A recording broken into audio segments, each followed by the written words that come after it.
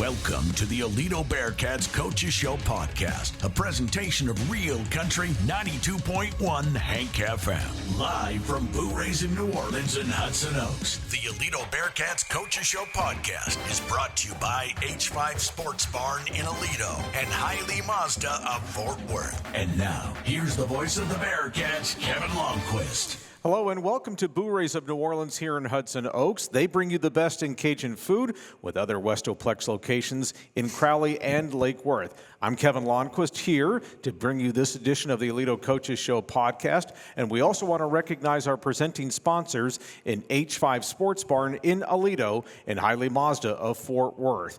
One season is over, unfortunately, but one season is still going. The softball season ended last week in the 5A Division I state semifinals. Baseball is on to the 5A Division I state semifinals.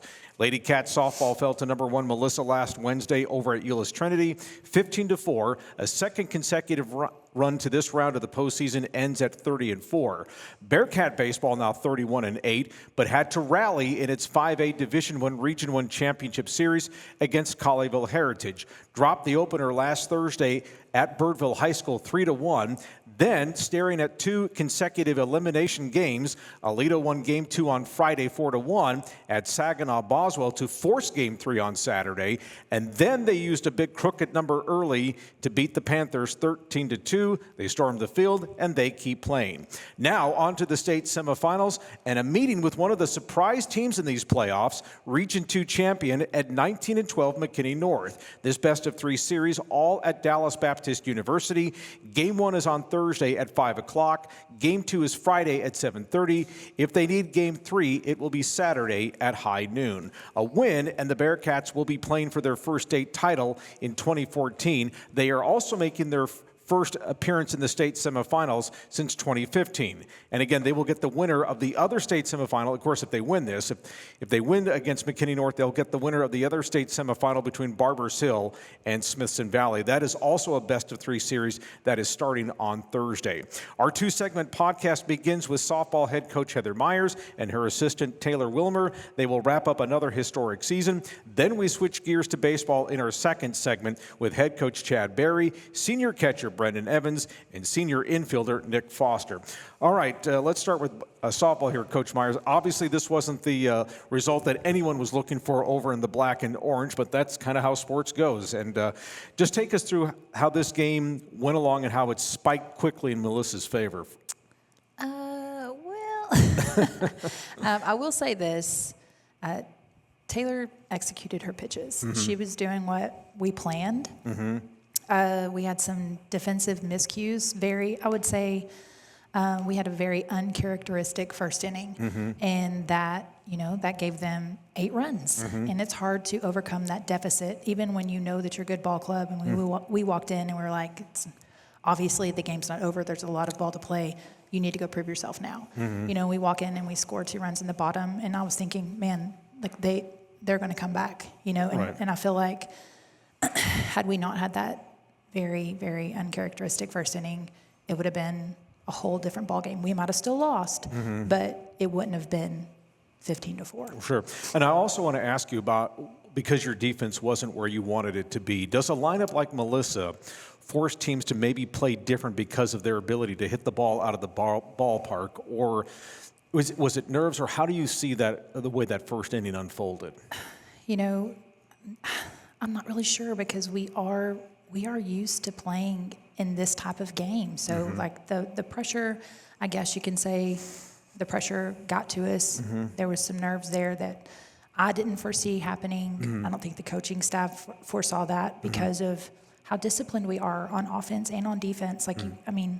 It was very uncharacteristic. I know I keep saying that, but that's the only word that truly fits it. Coach Wilmer, this is your first season here with this program. What was the mood like on the drive over to Euless Trinity? And, of course, just getting ready, going through warm-ups, taking infield batting practice. What was that like leading up to the game? Yeah, I don't think people realize just how special this group and this program is. Mm-hmm. A lot of people just expect, hey, it's Aledo, of course you're going to be good. Mm-hmm. But I think they really negate all of the hard work and that went into the preparation for this moment. Mm-hmm. Like, this started way back in August. These kids were hungry for it. Mm-hmm. From that moment, These kids were really committed to building the culture that they wanted, that they knew it was going to take to go win. And they really just focused on that all season long, that was going to be the thing that we got right, the thing that they knew would take us. So that bus ride over is just full of excitement. You know, those kids were confident, as they should be. This is a really good group who were confident in their abilities and knew how good they were and just cherished each other. And I think that's what makes us so special, honestly. Sure. You didn't sense anything in warm-ups before the game that something didn't feel right or anything, did you, Coach Myers? No. It's just the game. That's the way it goes sometimes. And so, you know, you're talking about Taylor, and I was about to ask you what you saw from her, but you kind of answered my question. That from a pitch execution standpoint, what did you like the way she started the game, even though the crooked number to start for Melissa? You know, we talked about early in the week working 1 to 2 balls off the plate, getting them to chase pitches that were up, pitches that were off the plate, pitches that were down. So, you know, the pitches they hit, if you go back and watch their swings, I mean, it wasn't their normal swing. They were they planned on the rise ball, they went up to hit the rise ball, and they got good barrels on it. But then again, you know, like we need to play defense behind our pitchers. So everything that I saw from Taylor was good. I pulled her because her defense wasn't playing behind her. Right. And sometimes that's just what you got to do. So putting Tempe in that big spot really, honestly, it gave her an opportunity to show everybody what she can do. I was going to say, you know, Coach Wilmer, when you see young kids like Tempe in a situation like that, even though the score is what it is, what do you think you saw from her in meeting that moment and pitching in that moment? Oh, nothing but heart. That kid, as she would say, is a dog. She's just hungry for the moment, and not for herself, but for her team. Like, she wants that moment. She wants the ball in her hand, and she's going to grit it out every single time. It's really impressive. You don't see many freshmen with that mentality. I want to ask both of you as coaches, because you've been in this industry a long time. Coach Wilmer, you were the head coach at Brock, and I think as coaches, you know when you play a team that's considered the best, and Melissa's going to be playing, I think, Barbers Hill for the state championship on Friday. They're going to be heavy favorites in that game as well, but the pressure to win. But I think it's something as coaches when you talk to your players, that when you get between the white lines, there's 1 of 2 outcomes. You have to accept them both. You can accept victory gracefully, and you can accept defeat gracefully. I mean, there's only 1 or 2 ways this thing is going to go. So I want to ask you just about the life lessons that you take from this, and not only as coaches, just learning from games like this, but how you hope your players take from something like this too. I'll start with you on this, Coach Wilmer. You know, Coach Myers does a great job of leading this program specifically in that area. She's made it very clear from day one that it's more than a game, that we are playing for more than ourselves and more than just Aledo, the community. Like, she brings purpose to the program. And so the kids really buy into that, and it's something that they really feed off of. And they're very aware that, yes, this is a game. We want to compete. We want to go win, and we're going to do what it takes to make that happen. But at the end of the day, it's about more than that, and we're chasing more than just titles. Sure. And for you, Coach Myers, what do you know, again, knowing that there's 1 of 2 outcomes every time, and you won 30 out of 34 games this year to boot. Yeah, one thing that we talked about in the huddle, that very difficult huddle after the game, was what Coach Wilmer was just talking about, how there's so much more that we gained as a team. There was a lot of adversity that we overcame, and it was by choice. It wasn't forced. You know, like we put things in front of them to show them the things that we were seeing that were negative in our team, that the culture needed to change, and they had to be the ones to do it. And with that, you know, wins and losses are going to happen, but the amount of adversity that they were willing to sacrifice self for team and overcome, that was the greatest gift I think that we've seen as a coaching staff all season, was how they were willing to put things aside and play for each other as a team, and knowing that that's going to propel them through many of life's adversities going forward. And yeah, it sucks to lose a game, especially one as big as a state semifinal, but overall, they learned to love each other, and they learned that some of the seniors said, I don't know how I'm going to go into a different team. And one thing that we were like, at least now you know, if you see the same type of adversity, you see these same clicks happening, you know how to address it head on and be a leader even as a freshman. So I feel like they have tools in their tool belt now to go into the world, so. I also want to ask you too, because those are things that you talk about for the entire season that basically started in January. But even throughout the game itself, what did you like about the way your team competed and still kept battling, even though they were basically going up a pretty big hill to trying against a team like Melissa? Honestly, after that first inning, I felt like there was no fear. I don't know what happened in that first inning, but after that, they really started to compete. I can't be more proud of the effort and the hustle, and there were kids on the bench that didn't step foot on the field that were yelling in our ears over where we're calling pitches. They're just screaming in the game. I mean, every person 1 through 18 was in that game. They wanted to win. There was never. It's like they never gave up. They never quit, and that's 8-2 after the first inning. That's tough, especially when you know how good this team is, and they never quit. I can't speak more highly of them. We kind of touched on the periphery of your message to them after the team, but what did you kind of drive into your kids after that game? And Coach Wilmer, I'm sure you probably added a couple things afterwards, but Coach Myers, I want to ask you about just how you address your team after this, because I'm sure, obviously, as you mentioned a few moments ago, it was a pretty somber scene, but you have to kind of take overall about what you saw from them this year. I just told them how proud I was of them, and the ability that they had is going to take them a long way, and that I love them, and that no matter what, win or lose, that I'll always be here for them.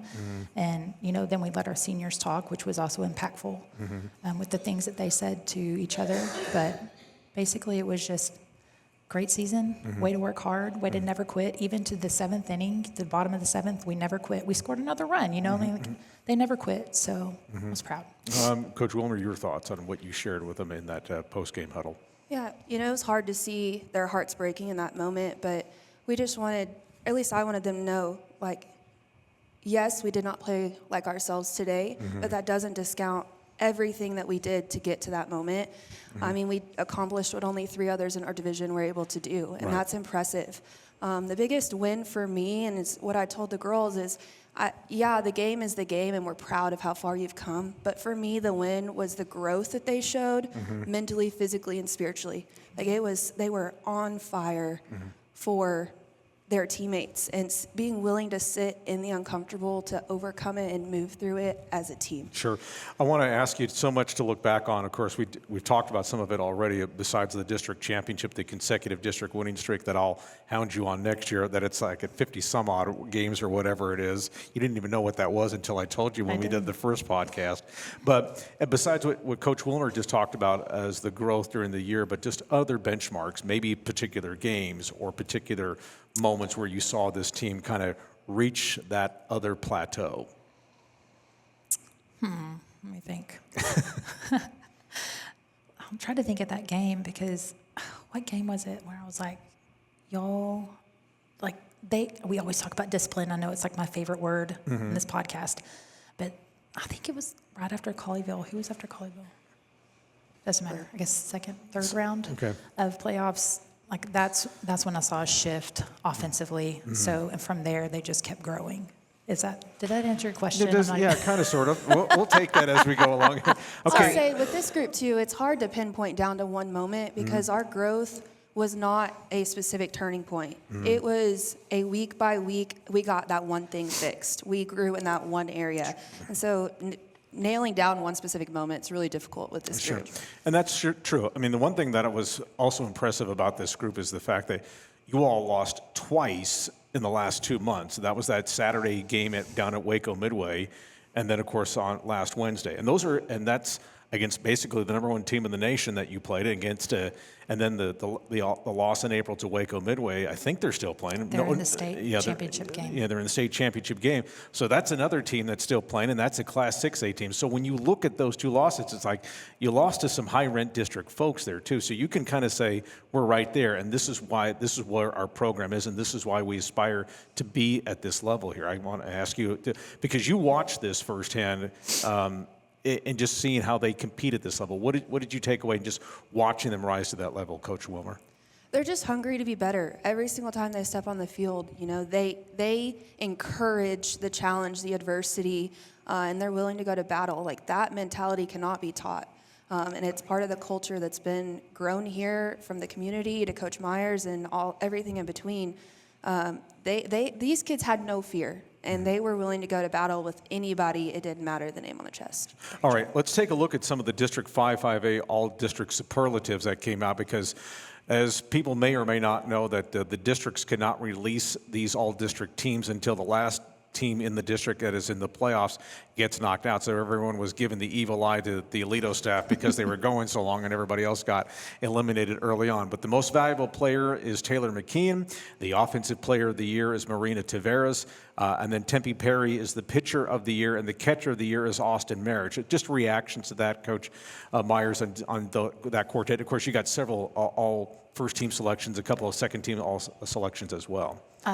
Very well-deserved, well-earned, every one of them. I mean, it was, I would say, a lot of thanks to the coaches who go in and vote also, because they saw these kids, and it wasn't, sometimes you're in districts where the coaches vote against the coach because they don't like the coach. And I can say for every one of the coaches in this district, they voted on the player, not whether or not they liked me. You know what I mean? Sometimes that's terrible, but it is what it is. It's reality. So very, very thankful that we were able to get those 4 accolades, and well-deserved. Again, they earned every one of them. And I omitted a 5th accolade. The coaching staff of the year goes to the Aledo coaching staff. So Coach Wilmer, I don't know if they give you any kind of award for that, but just, being a part, I mean, these are nice things to get, because it's something that you can obviously put on a resume, that sort of thing, if you want. But I mean, just for the staff to be recognized by your peers, and I'm sure some of the coaches in the other district probably kind of get, just a little bit beaten down by the fact that, oh gosh, we're in Aledo's district again, but at the same time, they recognize it. So what does that mean to you? Honestly, I take 0 credit. That's a pure reflection of Coach Myers. And what people don't realize is that she's willing to take input from every single one of her coaches. She values us. She allows us to coach the game to a degree that some head coaches wouldn't be comfortable with. And her willingness to hear us out and to include us and to allow us to coach the way that we do is really important for these girls, and honestly is just really freeing to be able to provide that kind of support. But again, all credit goes to her. She manages the game really well. She runs the program really well, and I'm just really honored to be here. I can tell you I've never worked for a head coach quite like her, who is just so inclusive, and she's never going to pretend to be the smartest person in the room, even though a lot of times she is. And so I just really appreciate that about her, and I'm really grateful that I'm here. I'm going to ask you to brag on her just a few moments longer here, so you're going to have to sit here and take this, Coach Myers. But one of the things about a leadership, though, is one of the great qualities is being able to delegate and being able to trust your staff to do certain things. What did you get from that angle from her, just being around her this year? She's really great at seeing the best in people, identifying what their gifts are and using them. And so there were a lot of things that she identified, in Coach Manley. She is a joy bringer, and she has so much experience. And Coach Myers just really encouraged her to fulfill that role and to fulfill her gift and use it well. And she does that with every single one of her coaches and her players. And so it makes it really easy to want to work for her and go to battle for her. And then your response, though, I mean, that's a lot to live up to there, but just your reaction to that. And I'm not trying to get you emotional here, but still, when you hear that, though, that's kind of what a reflection of the program that you've built, too, I would. It's very humbling. Yeah. It's very humbling. Let's talk a little bit about, okay, so now as we turn the page, as we wrap things up with you all, about an early look at 2026. We just talked about this district winning streak that's in the 50-plus range, some of the key returners that are coming back, and just some of the things that you're hoping to build on as you all get ready, because August will be here before you know it, and you start doing some of the off-season work and all that stuff. So I know Tempe Perry's coming back, and just a couple of others folks that you can single out that you'll build, that you hope will be a part of what you are doing again for next year. Well, I hope everybody comes back. Right. That's not graduating. Right. But we have, obviously, Delaney Rosser will be a 4-year starter returning. So we're not sure if we're going to move her to shortstop or leave her at second base, but she's going to be a huge contributor. Kylie Pollock, third baseman, 3-hole hitter, who was lights out. Big expectations on her next year. Both the freshmen, Tempe and Brooklyn Taloa, I don't want to forget anybody. Every single person that's coming back is going to be a key contributor because we use our entire team. Like they're, whether it's a courtesy runner or, just lights out in the outfield or what a DP or whatever it is, the expectation is that they come back and work hard just like they always do. Like, we have talent returning, so I have big expectations, though I don't know where everybody's going to play yet. I think I have time. I think you got a few months to figure that out. From your sub-varsities, I know I'm not going to ask you to single out anyone down there because not many people are going to know who those folks are, but do you have your eye on a couple of players that you think who are ready to make the jump, even if they're on the freshman team or the JV team? Where does that stand? Truthfully, yes. There are a few that are possibilities. And I'll just go ahead and say this. I know people listen, and I'm okay with that. Defensively, we're there mostly. It's offensive that would keep them on JV. Okay. So we gotta hit the ball. Big summer ahead of them. So I think one of the most fun things that I learned though during this podcast was your growth as a podcast savant in this, because her first podcast way back in April was a little bit unsure, hadn't done this before, told me repeatedly, because this is out of my comfort zone. I've never done anything like this before. Still out of my comfort zone. But she really nailed it, and she did a great job. First of all, thank you both for being here. Coach Wilmer, congratulations on enjoying your first season here. Coach Myers, we really appreciate your cooperation with us throughout the course of the year. Again, the Lady Cats go 30-4 and a second consecutive appearance in the 5A Division I state semifinals. Congratulations to you all. We'll look forward to watching you all get ready for 2026. Thanks so much for being here. Thank you. All right. And we want to remind you that this podcast is brought to you by H5 Sports Barn. H5 Sports Barn and Knife Physio and Performance can help unlock your athletic potential and elevate your game like the Aledo Bearcats. With expert sports physical therapy, tailored recovery plans, and top-notch sports performance training, H5 Sports Barn, proud supporters of the Aledo Bearcats. And Hiley Mazda. Head to Hiley Mazda of Fort Worth today. Their new state-of-the-art facility is conveniently located just off of I-30. Exit Las Vegas Trail and experience top-notch service and hassle-free buying. Don't forget to ask about this month's special offers. Hiley Mazda of Fort Worth, family-owned and operated for more than 30 years. Stick around. The second segment of the podcast coming up. We'll be talking some baseball. You're listening to the Aledo Coaches Show podcast. Back after this timeout.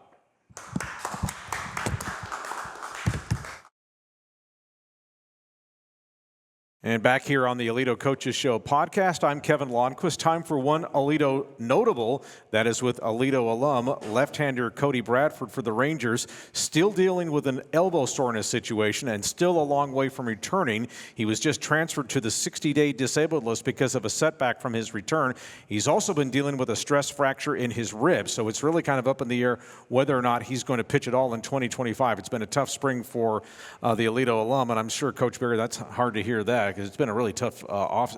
He got the elbow soreness during spring training, and it's been kind of downhill ever since for him. Yeah, he kind of had the rib issue last year and stuff, and then he really worked on the flexibility in the off season, and the conversations that we had were he was trying to make sure that didn't happen again, and then now the elbow soreness. So I know it's got to be frustrating for him. For sure.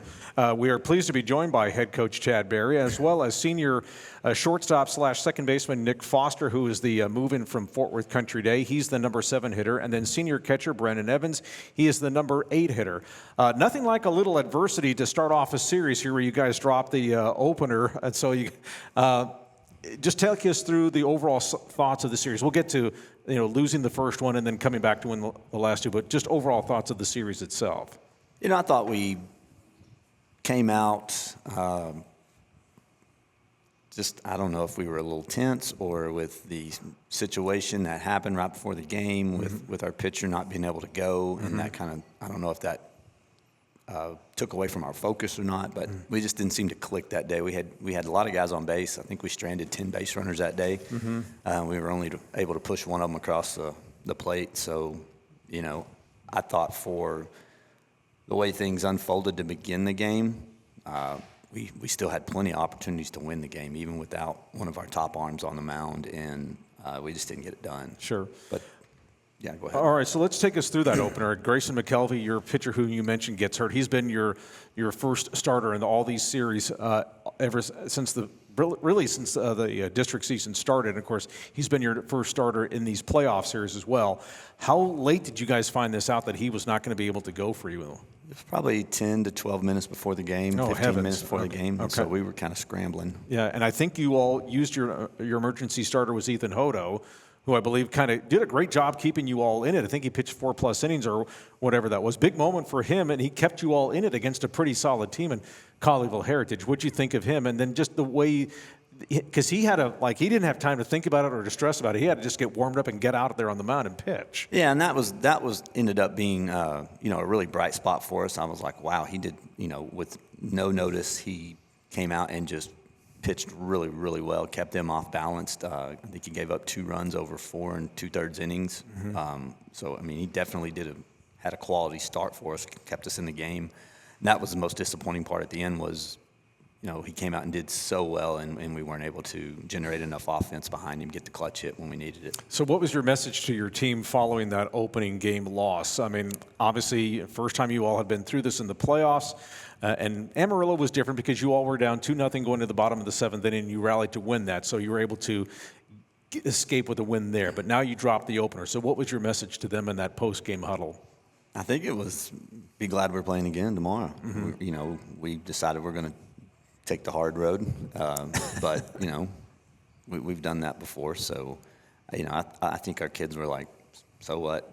We'll win two back to back, and that was just kind of their attitude towards it. Yeah, we didn't play well today. We didn't get it done. We'll get it done tomorrow. And we'll get it done Saturday. All right. So Nick and Brennon, I want to get your reaction to the game 1 loss. Same thing as Coach was just saying a few moments ago. I'll start with you on this, Brennan, because you're kind of the veteran here, and just sleeping that night, Thursday night, knowing that you got to come back and you got to try and play to Saturday. That's got to be the main. That has to be the focus. Like, we have to play Friday, but we know we have to get to Saturday. So what was the thinking after that game 1 loss? I was very disappointed in how we played Thursday. I know we're better than that. And Thursday night, I'm going to be honest, I did not sleep well. I woke up multiple times. I couldn't stop thinking about what Friday was and how much it meant to us and all the seniors, and it really meant a lot to me.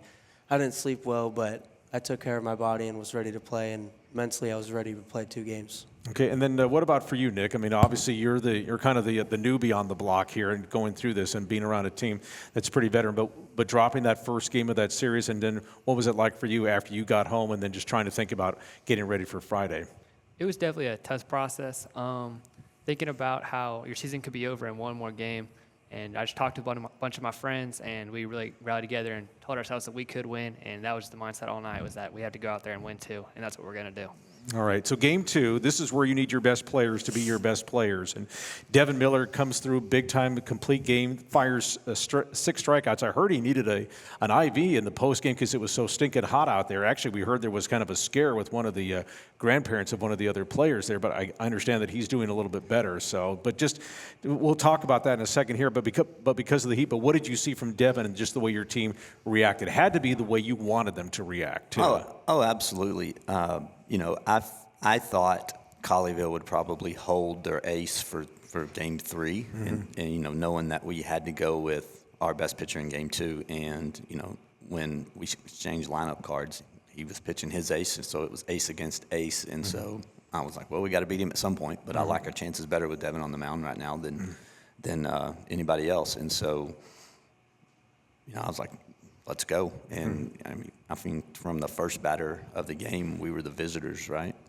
Yeah, I think we tripled to start the game, and that just kind of got us going from there. And I think we scored 2 in the first, 2 in the third, and I mean, we just kind of rolled from there. Yeah, Nick and Brennan, when you see your go-to guys deliver like that, Luke Traeger 2 RBIs, Luke Gladchuck with an RBI, Brooks Burdine with an RBI, what kind of a lift was that, especially the 2-run first inning that Coach just talked about? I'll start with you on this, Nick.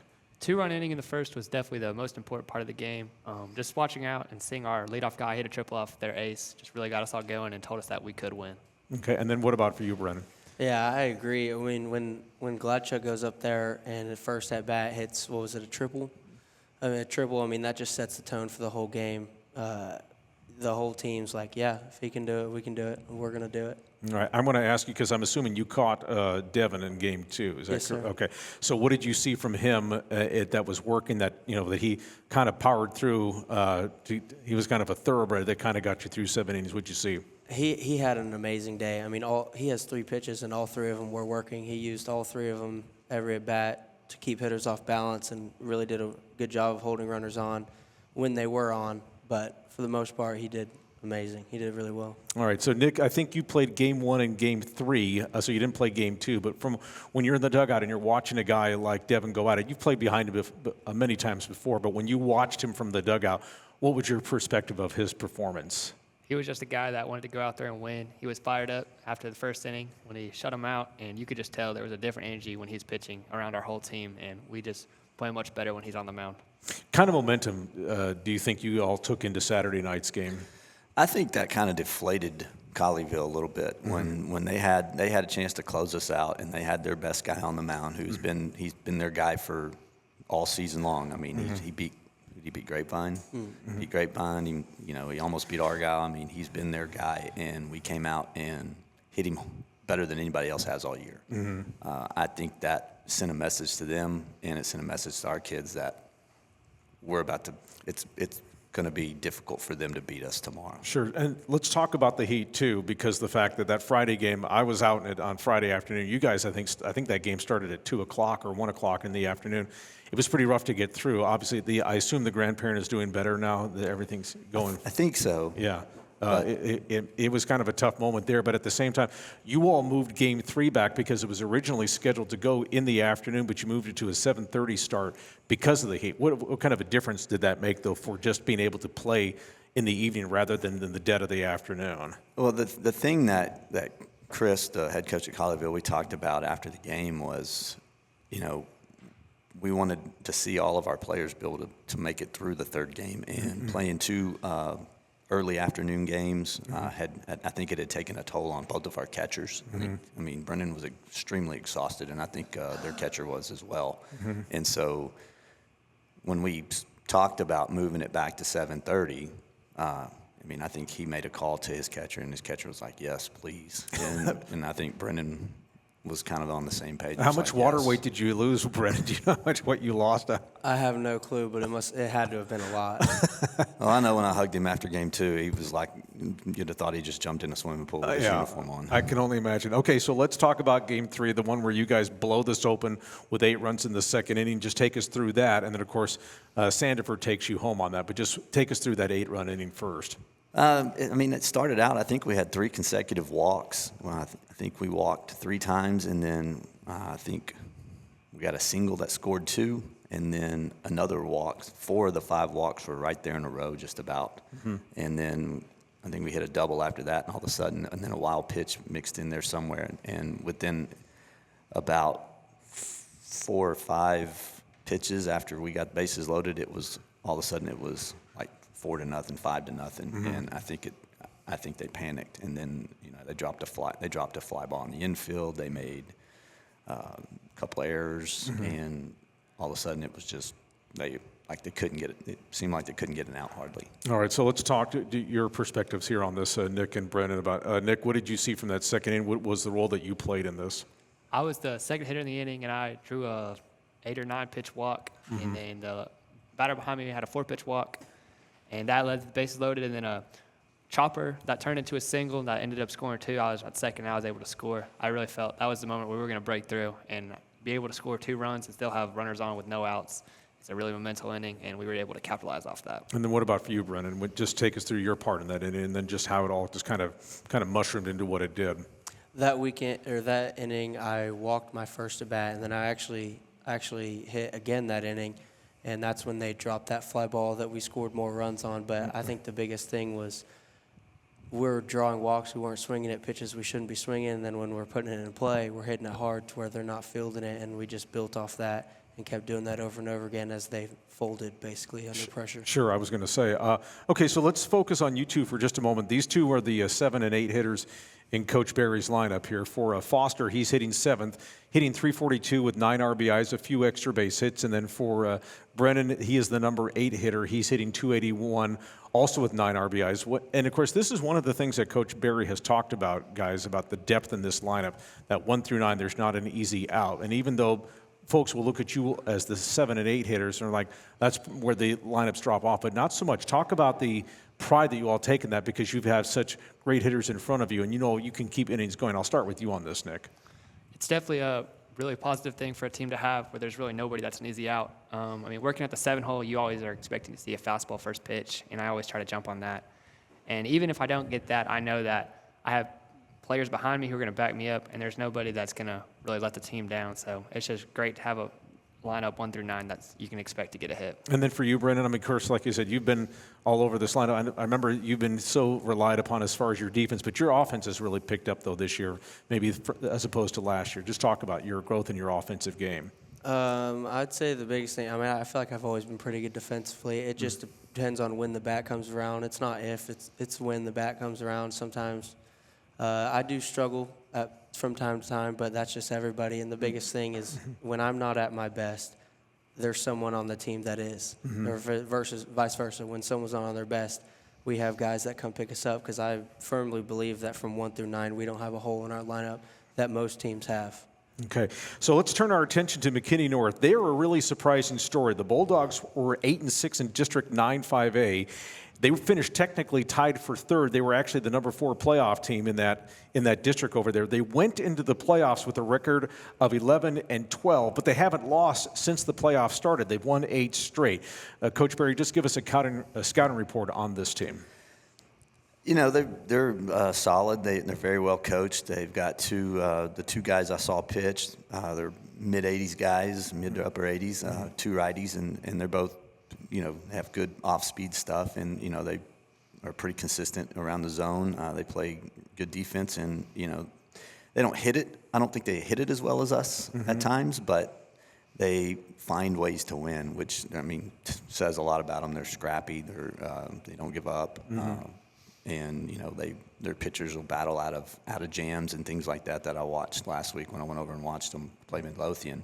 And so, you know, I mean, they're a formidable opponent. They're going to, you know, they're confident. They believe they're supposed to be there, and, you know, they've proved it. Yeah, you kind of answered a question of mine. They don't look like they have a lot of power, but what it seems like in just looking at these scores, as low scoring as most of their playoff games have been, is that they've been situational hitting. They've been very good at that. So what did you see when you saw them against Midlothian as far as that part was concerned?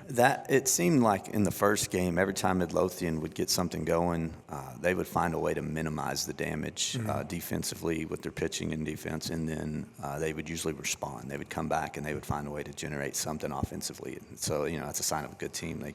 They respond well to adversity, and, you know, it's kind of like us. You know, I think it's going to come down to pitching and defense and timely hitting. Sure. Brennan, I want to ask you, because you're playing an opponent that is unfamiliar, and so you're trying to crash course learning about them because you're so used to everything in Region 1. We've seen Heritage before.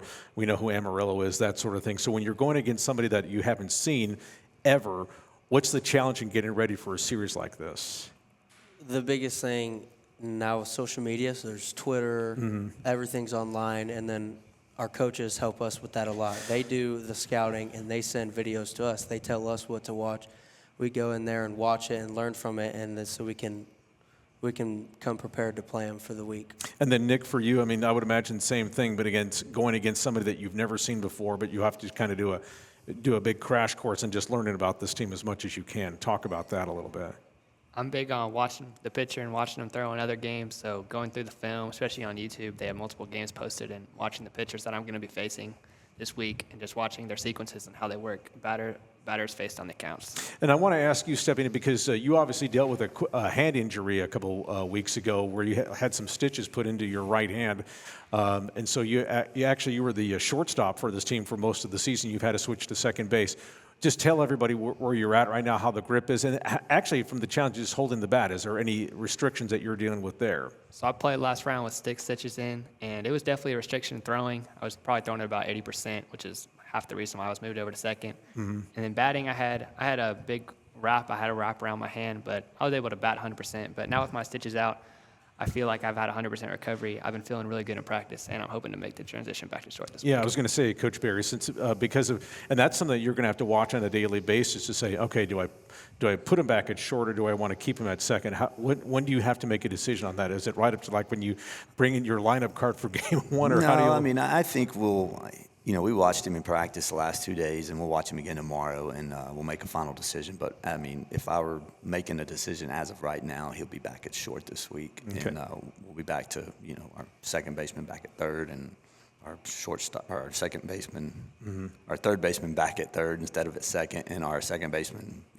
playing short back at second, so that, we had, basically 3 kids out of position for almost the whole 3-game series against Colleyville. Sure. So Final it'd be point. nice to get everybody back. I was going to say final point too about McKinney North. Their pitching staff, and you can correct me on this. I think their 2 top pitchers are a guy by A.D. and Venzel, and perhaps Cameron Bush. If I've got those names wrong, but you can correct me on that. But just you said that they're about mid-80s guys. What else do they do that's kind of the challenge that your lineup has to deal with? The first guy, he works really fast. I mean, we're going to have to take our time getting into the box and make him pitch on our timeline and not bat on his timing, because he likes to work extremely fast. As soon as you step in the box, he wants to throw a pitch. And I think, if we let him dictate the pace of the at-bats, then he's going to have the upper advantage. And, we've dealt with somebody earlier this year that did the same thing. I think the first pitcher for Birdville